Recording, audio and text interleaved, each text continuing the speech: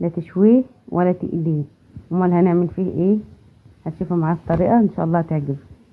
بسم الله والصلاه والسلام على اشرف خلق الله سيدنا محمد عليه افضل الصلاه والسلام. ازيكم يا حبايبي، عاملين ايه؟ يا رب تكونوا بخير وفي احسن حال.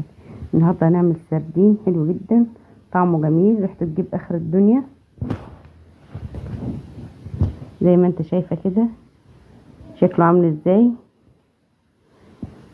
لا شوتيه ولا قليتيه. اما عملت فيه ايه؟ هقولك ازاي نعمل فيه ايه دلوقتي، وهتشوف التتبيله الروعه اللي احنا حطيناها عليه وطعمه الحلو هيعجبك باذن الله.